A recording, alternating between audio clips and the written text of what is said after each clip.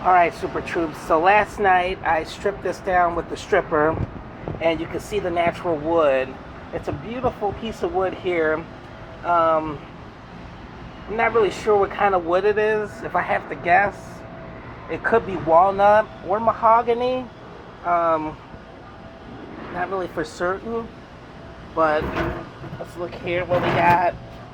So this is, I did this kind of late last night, so I like to let the stripper dry at least 24 hours before I sand it.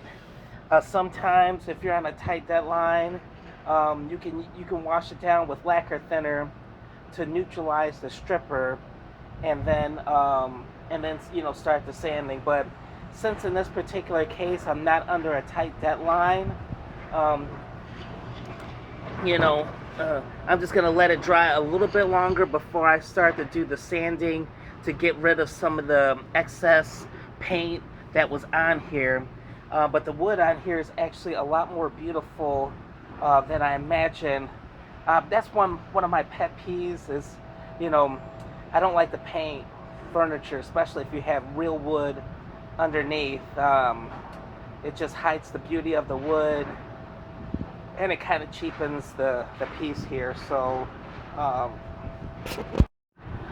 right. So one of the things that I'm going to be really concentrating on for this project is the cost.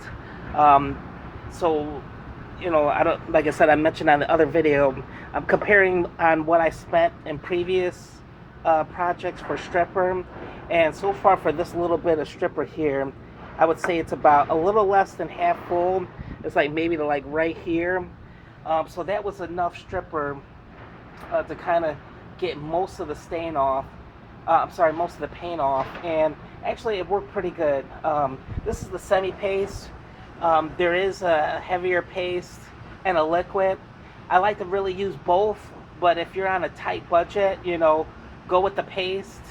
But sometimes having a liquid stripper works a little bit better if you can bathe it in a bath and kind of wash it away. With the paste, it does, if you have a paint, it does help remove the paint, but then you do have to scrub. You have to do more scrubbing and sanding with the scraper.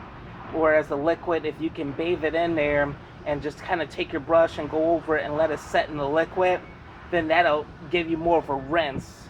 So, but then, either one of those techniques does significantly impact the cost of the project. So, once I do this, like I said, I'm going to kind of write up a detailed, um, estimate of what I think this project should cost, and how well each of these materials. So of course, after you use your paint stripper, you use your lacquer thinner to kind of clean it up to do the detail stripping, and you use a little sandpaper to kind of really get in the nooks and crannies, and to kind of get in the other areas where the stripper really didn't perform that well at.